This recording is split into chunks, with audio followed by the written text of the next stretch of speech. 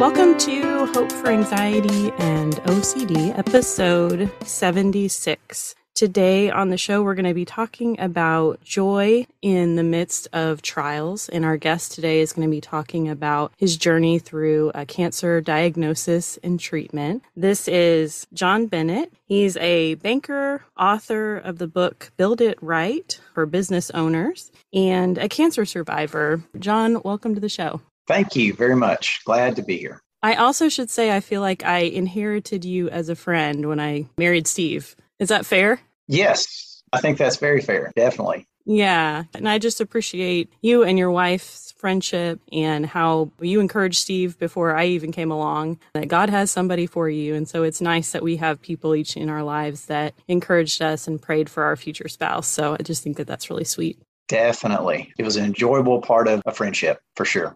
Yeah. This is going to be really interesting because I don't know this part of your story, so I'm kind of learning along with the audience a little bit. Tell us about the process of getting diagnosed with cancer. What was that like for you? Okay. About 3.5 years ago, I was totally healthy, never had any big health issues in my life, and started having pain in my lower back. And we thought at first it was maybe just needed a chiropractic adjustment, different things, checked different things out. It kept getting worse. And obviously, eventually it was diagnosed as cancer. It's a blood cancer called multiple myeloma. And it's considered a terminal cancer, although the treatments have come so far in the last few years that some doctors look at it as potentially a chronic disease and not terminal. So it's still to be determined on that. But I went through a period of time after the diagnosis where I had to go through, started off with chemo, went through 4 rounds of that. Actually, I started with radiation. They radiated my spine to kill the cancer in my spine. And then I went through chemo. And then I had to have 3 back surgeries because the cancer had gotten into my spine.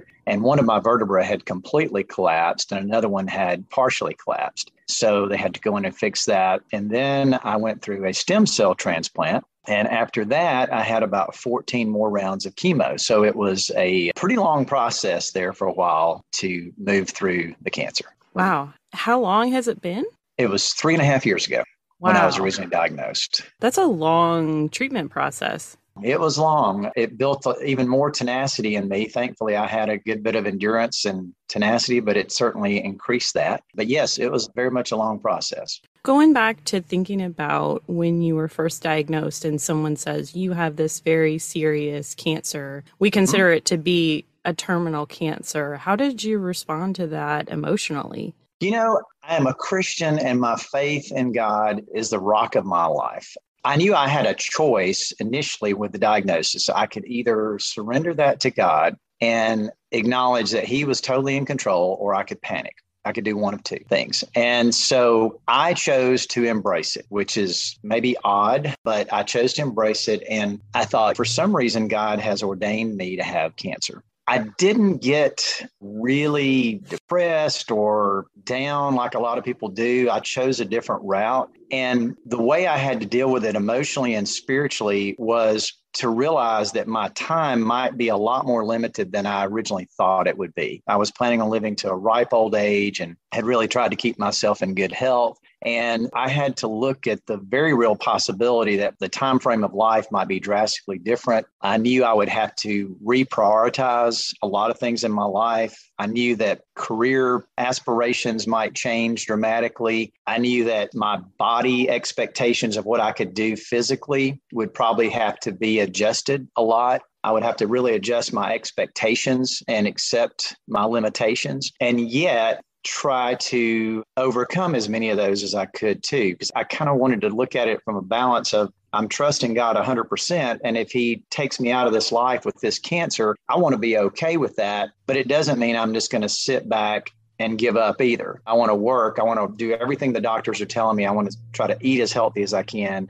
exercise, definitely stay on all my medications, stay on top of all the testing, everything possible that could be done. That's kind of how I looked at it. I guess I really just stepped back and looked at it as a challenge that God had put in my life. And I thought somehow He is going to use this in a great way. And I remember sending out an email to all of my coworkers just to let them know what was going on. I thought I would just make it really an open situation so nobody felt weird about asking me or whatever. And I kind of described what was going on. And I remember in the email, I said, I have no doubt that God is going to make me a better person and a better leader through this. And so I'm looking forward to the challenge, and I intend to embrace it and roll with it. So that made a huge difference, I think, in the way that I was able to walk through the process. Did I ever get down? I did have a couple of what I call gut punches in the process. We had a hard time getting me into remission. When I went through the stem cell transplant, I was not in a complete remission. That's why we went through another 14 rounds of chemo after that, which was probably more than most people have to deal with that have this cancer. Most people can get into a remission the first time with less.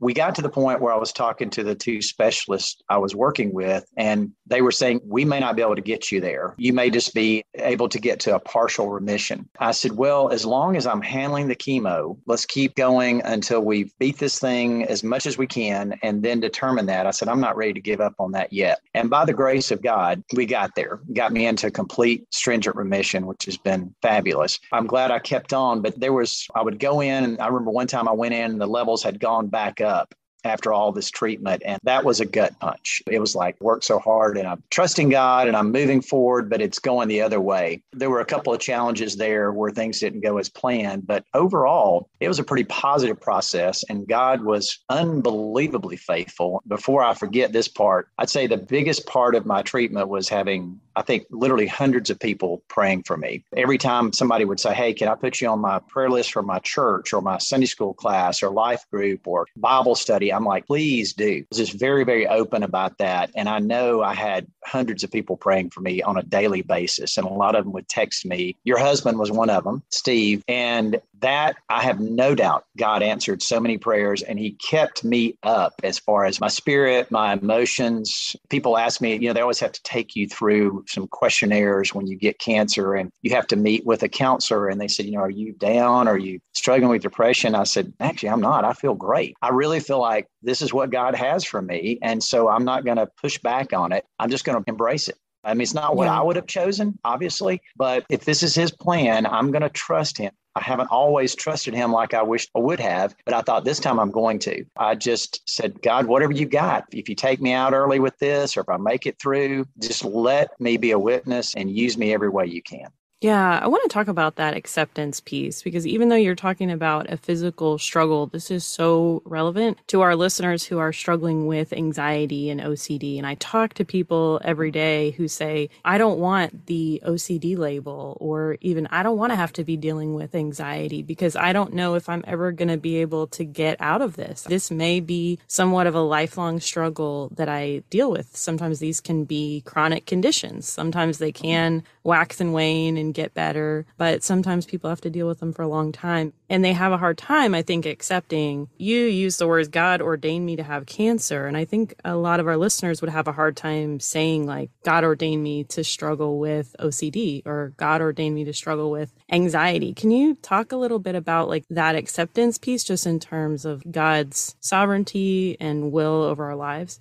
Yeah, sure. I guess with anxiety and OCD, it's somewhat similar to cancer, and you don't always work toward getting that, and you may try to stay away from that, but sometimes things in your life can happen and cause that. Some things that are out of our control. I'm sure there's people that grew up in situations where it caused anxiety and they've had a hard time shaking that. Well, I don't know what caused my cancer. I was a guy who exercised, kept my weight down, tried to eat healthy, tried to get enough sleep. I mean, all the things you would want to do. And I was laughing one day and I told my wife, I said, well, I guess I need to start eating cheeseburgers with bacon all over it and smoking and whatever else I want to do, because it doesn't matter. I got cancer anyway. I guess what it showed me was I was definitely not in control. And I know we say that, but cancer kind of really puts the mirror up to your face and shows you you're not in control. And no matter what you do, God still is sovereign, and he may allow somebody to have cancer that did everything they could do to be healthy. Just like I'm sure some people that may be listening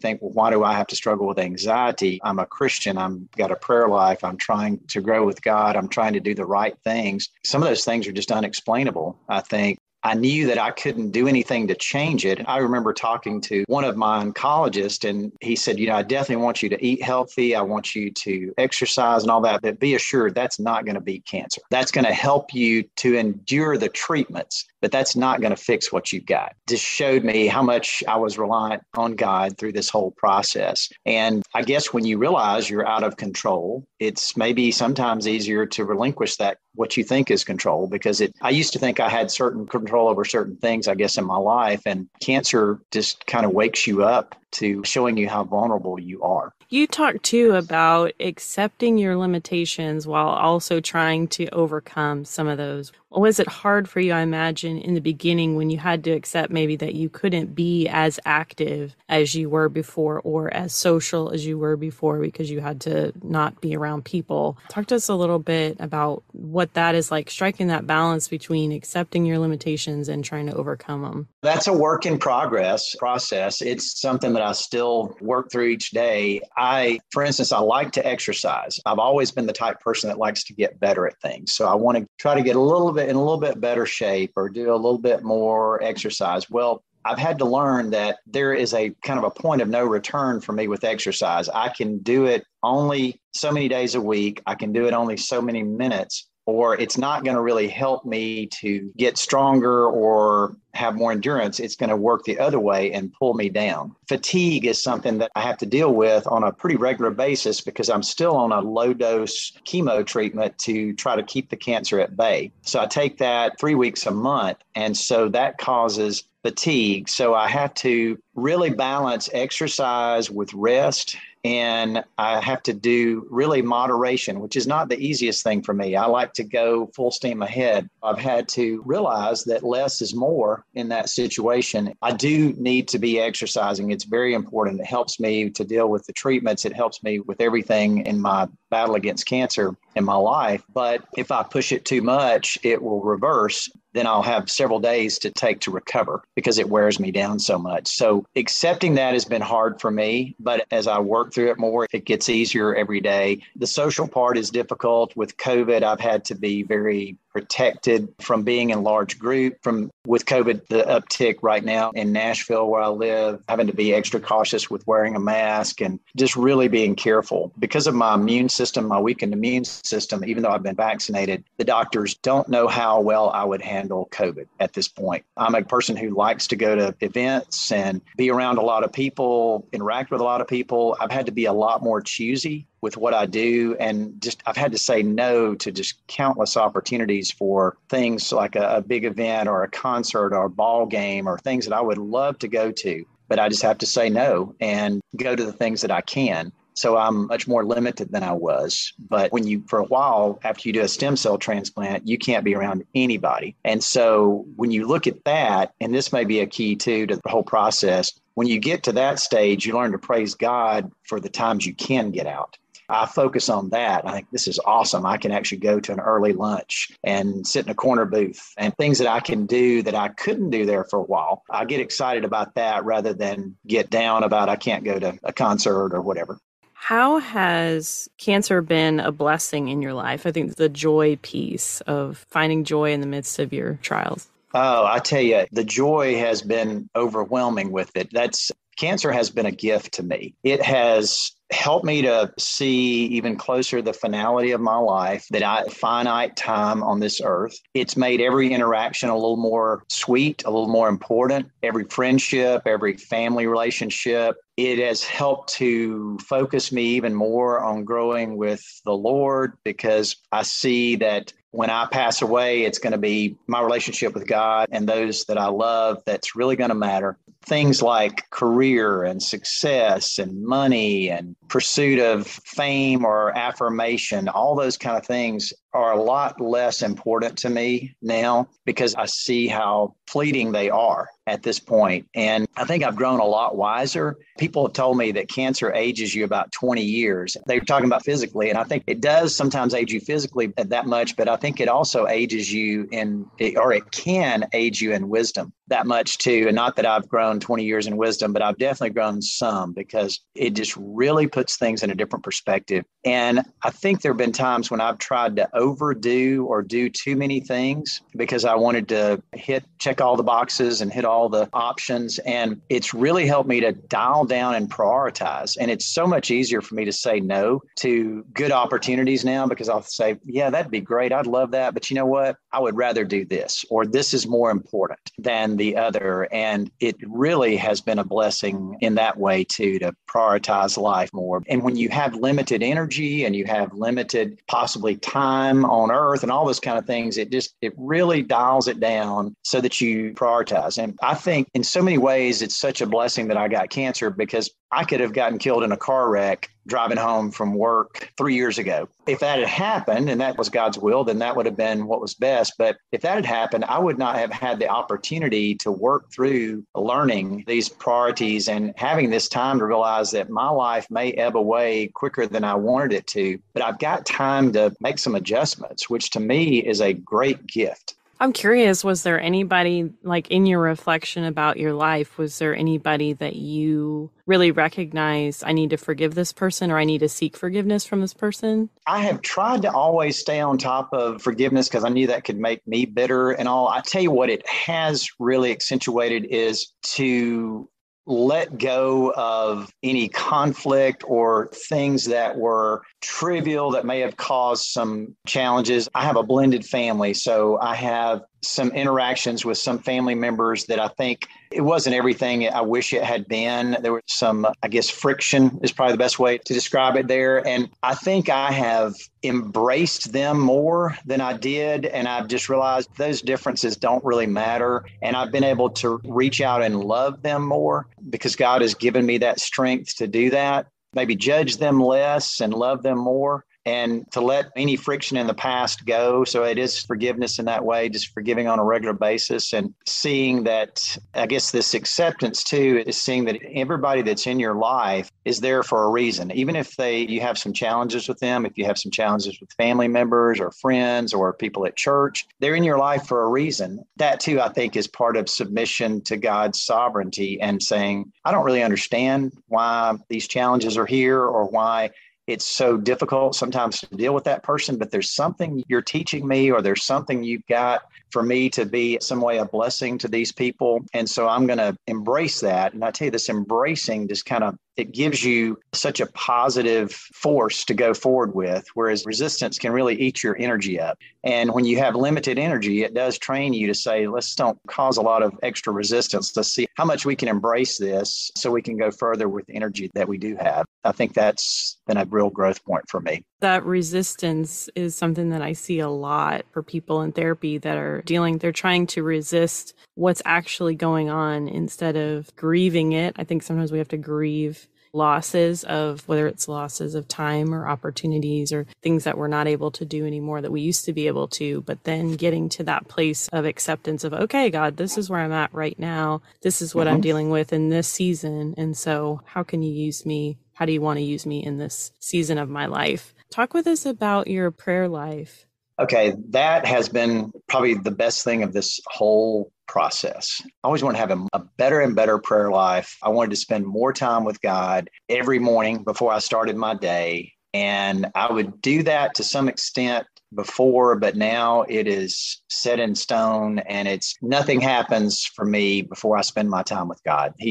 I really believe in that Matthew 6:33, seek ye first the kingdom of God and his righteousness, and all these things shall be added unto you. So I made a commitment that I'm going to get up every morning, and before I do anything else, before I speak to anybody or do anything, I'm going to go and spend a good bit of time in prayer with the Lord and just in his word. That has helped me, has steadied me through this whole process. And what has grown out of this is I really, fairly early on, I moved from a point of praying and asking God to help me with this struggle to where he gave me a passion to start praying for other people that were struggling, whether it was with a terminal illness or it was with a health issue or a loss of job or whatever the challenge may be. And I feel like he's developed me into somewhat of a prayer warrior for other people. And I love to find out about people's struggles in my church or in my sphere of influence so that I can pray for them specifically on a very regular basis and keep up with them and encourage them. And I've certainly become just a magnet drawn to people that are diagnosed with cancer for obvious reasons, because I know a lot of what they're dealing with, and I want to pray for them on a regular basis, pray for their health, pray for their walk with the Lord, or if they don't know God, that they would come to know him, and also be an encourager. I try to call and check up on them on a regular basis. I know they're having a test coming up or they're having chemo for 3 weeks or whatever. I'll put that on my calendar and then I'll follow up with them and just check on them, because I know how important that is and how much that means, having gone through it. God's given me a ministry that I never had before. And I don't know anybody that's listening that probably would want to say, gosh, I want to go sign up for a cancer ministry. I want to get cancer so I can help other people with it. But when you're chosen, you roll with it. And I do believe that God knows what's best. I know it's really ironic, but I've got more joy in my life right now than I have ever had in my life. And I attribute so much of that to what God has done through giving me cancer. And my cancer is very up in the air. It's still considered a terminal cancer. There's not a, quote, cure for it at this point, but there's a lot of good treatments. And I might have a few years left, or I might live to be 85. They don't really know. It normally comes back in about 80 to 90% of the cases. So there's a real high chance that I'll have to fight it again, and that eventually it'll probably take me out. We don't know when that is. So I think in a way, maybe God gave me that type of cancer so that I don't think, well, I'm cured of cancer and I can just forget all these things that I've learned. I think he knows that I need probably that encouragement and that accountability of knowing that this battle is far from over, so that I can continue to keep my focus on him. And I think he allows certain things to happen in our lives because he knows that we need it. I mean, I didn't have the discipline to spend the time in prayer with him that I spend now. I didn't have the focus I needed. And I think really cancer may have been the only way he could get me there. And I'm still growing. Obviously, I'm not there yet, but he knows what we specifically need. So I would encourage people, if you've got a struggle, try to embrace that. And again, not make excuses for it. You still try to overcome it as best you can, but you also realize your limitations as a human being, and you embrace that maybe God could use my anxiety, because there is a ton of people out there struggling with that. So if I can be real about it, maybe that helps somebody else. And that's kind of what cancer has been for me. And a lot of people have said, is it okay if I ask you about your cancer, or is it okay if I tell so-and-so? I'm like, yes, I don't have the least bit of hesitation about it. For some reason, this is a ministry God's called me to. So yeah, I don't want to cover it up. I want to allow him to use it any way he wants to. Yeah, that's awesome. I mean, I think that's really great. I would imagine that many people in your situation might feel very anxious when you go back and have scans or tests or things done, just knowing that that's kind of looming in the background and could come back. Is that just something that you've, like, another piece of the acceptance for you?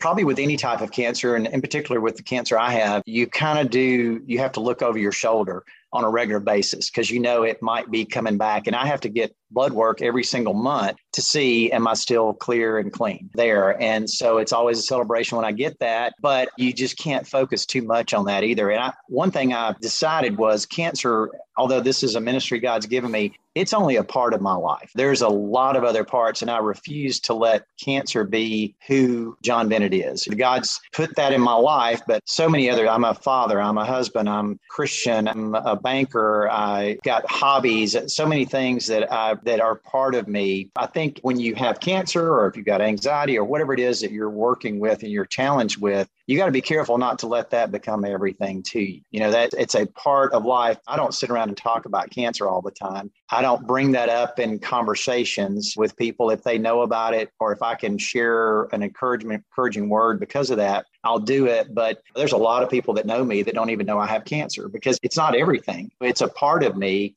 And it comes out when it needs to, but I'm more than just a sick person with cancer. And thank God my health is good right now. I think you have to be careful there. You have to realize that, yes, cancer can come back and take you out pretty quickly. But at the same time, you don't want to focus on that or you don't really have a life. Focus so much on your limitations, then the time that you do have will be wasted instead of used for the glory of God and for blessing other people.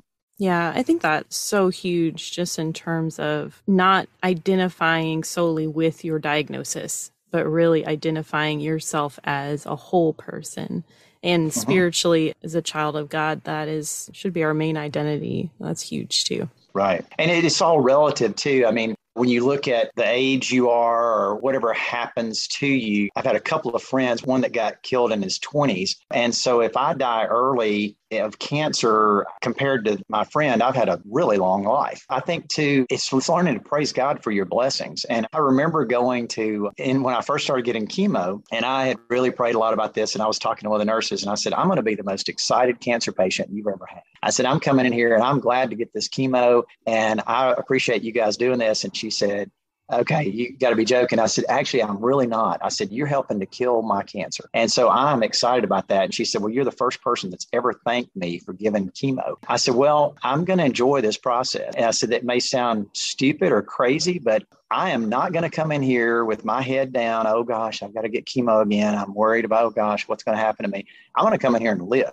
and I'm going to have fun, and I'm going to enjoy it. And I'm going to make the most of it. And not that it's all pleasant, because going through some of those things, I can tell you there was a lot of pain. I got cut on so many times. It's not funny. I've got so many drugs that have gone into my body to try to kill this cancer. It's overwhelming. I don't mean to make light of it, but I was determined I was going to find the good in it and praise God for it. And I'll tell you, that's made a huge difference. And I'd seen other cancer patients in particular that got so down and they were discouraging to themselves and everybody else. And I thought, I'm not doing that. By the grace of God, I'm not going to do that. I'm going to come in here and I'm going to make the most of this. And whether my time is long or short, I want to live it to the fullest. I think that's what God wants us to do. And we all have struggles. I remember when my Sunday school class, or some people call it life group, when they first found out, I told them about the cancer diagnosis, and it was pretty grim in there and people were really upset, and they prayed for me as a group, which was awesome. And I said, well, let me just say this. I said, everybody in here has got struggles. Some of you have a wayward child. Some of you are having struggles in your marriage. Some of you just lost a job. Some of you have got financial difficulties. Some of you have got other health issues. Some of you are depressed. I'm not the only one in here that has a challenge. So don't worry about me and don't focus just on me. Let's all realize that we've all got these things that are challenging. And my cancer is not any more important than your problem in your marriage.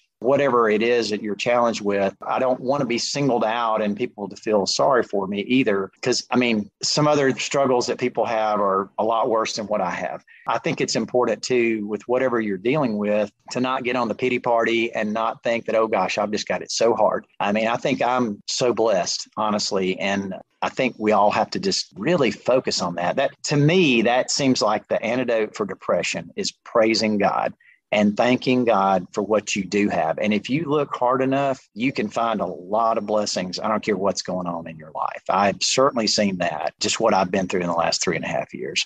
Absolutely. There's a verse in James about every good and perfect gift is from the Father. And that helped me so much through my divorce that it caused me to really to look at the good things that were in my life and recognize that they were there because God put them there. And that, like you were saying, I could be thankful. And that helped me through that process become a more thankful person, I think, instead of just focusing on the negative and the hurt and the pain that I was going through at that time. That helped a lot. If you could go back in time, what would you tell your younger self who was just getting diagnosed? Which I guess you do this because you talk to people who have just been diagnosed with cancer. What do you tell them? Real good question. The number one thing is focus on your relationship with God. Trust him and move toward trusting him more and find out how does he want to use this in your life, and ask him for the strength every day to go through it, because he certainly gave me that. Cancer is not easy, and there's some suffering that goes on, and there is some uncertainty for sure about what your life's going to look like and how long it's going to last. What all are you going to have to go through and all of that kind of things. But really, it's putting your focus on Christ. I think that is the key. If somebody's not a Christian, that's my first suggestion to them, is that they seriously consider a relationship with Jesus Christ. If they are, that they work to grow closer with him and spend more time with him. Let him use this process. And I guess be flexible, like we were talking about. Be willing to embrace what he's brought. I remember after I had my stem cell transplant, it was a time where, as somebody told me before I had this, they said, you're going to get what we call deathbed sick. And I understand what that means now, because they take your immune system literally down to zero. For a few days, it's very difficult. When I went through that, I was actually nauseous 24 hours a day for 30 days in a row. And I didn't want anything to eat anytime. Every time we had mealtime, I just hated it. I didn't even want anybody to bring anything in, but obviously I had to get food to continue to live through this. The funny thing, in the hospital, I got to where the one thing I could eat was peanut butter and jelly sandwiches. And that was the only thing I could eat that I even halfway enjoyed. And so they laughed, because they would just fix me a peanut butter and jelly sandwich for every meal once I was in there for a while, because the other stuff was just so disgusting to me. And not that peanut butter and jelly was amazing, but I could eat it and I could halfway enjoy it. And I guess that maybe goes back to, as a kid, I loved peanut butter and jelly sandwiches. So I ate those and went through that process. But when I got through all the treatment, I was in the treatment room, as we called it, or treatment lab, for my last time with the stem cell transplant. And then I would be moved out of that and go back to my regular oncologist. I remember looking back, and I looked at the people that were laying there on the beds where I had been. A lot of them where I was down to nothing almost, as far as strength and energy and immune system and everything. I remember it just felt like God was telling me, don't you ever forget where you were. And don't ever forget to praise me, and don't ever forget what I took you through and how I want to use you to encourage other people. Because now that you've come through that, remember how low you were. I mean, physically, I was as low as you can get without dying. I remember just getting up to go to the bathroom in my hospital room, which was obviously right there beside the bed. It was exhausting. I mean, I was literally exhausted after I got up and walked to the bathroom, which was like, I don't know, 4 or 5 steps. Going through that, I just felt like God was just turn around and look one more time and look at those people, and don't ever forget it. Whatever challenges I may have in life, if I look back at that, everything looks pretty good. And I think if you can look back at what God has brought you through and not forget about that, it helps you to see how blessed you are now. Even with the challenges that you may have, how much better off you are and how good he has been to you. And, at that point, when I was walking through all that, I never knew I would get to the point I'm at now, where I'm feeling great. I just have to deal with fatigue. I've been able, by the grace of God, I've been able to continue to work full time, which a lot of people have not been able to do that with this cancer. I've just been really, really blessed. But I look back and I know what it's like, though, to be knocked all the way down on the ground where you are laid out flat. I think looking back at those times and realizing that God was with me every single day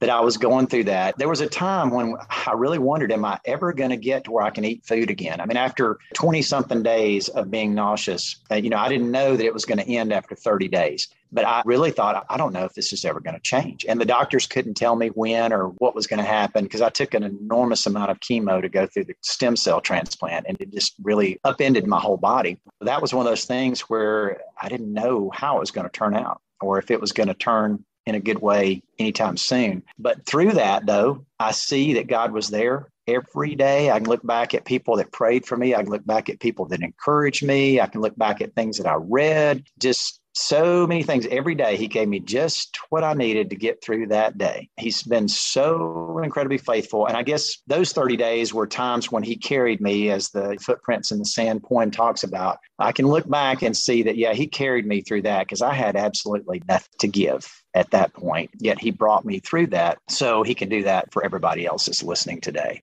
This has really been a great interview, and I think so relevant to people and encouraging, not just for people with cancer, but people who are going through any struggle really in their life right now. Thank you for sharing your story. Thank you. Well, it's been an honor. I hope that something I said blesses somebody and encourages somebody, because I definitely know if you have God in your life, there is no reason to give up. He is too strong and he's too powerful. He's too faithful and he loves us too much. Whatever has knocked somebody down, our God is a resurrecting God, and he can resurrect the dead. He can sure resurrect our lives. And he's done that with me, with my cancer, and he can do that for somebody emotionally or physically or whatever they're going through. I just give him all the glory because he deserves it. And it's been a real honor to be on the program.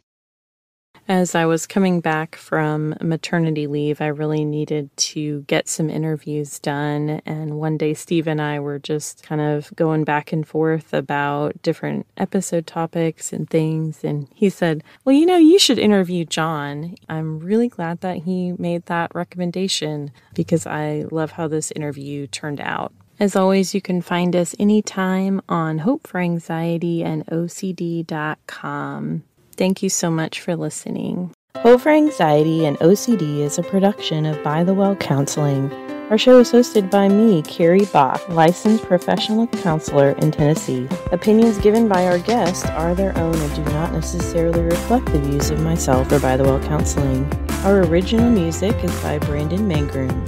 Until next time, may you be comforted by God's great love for you.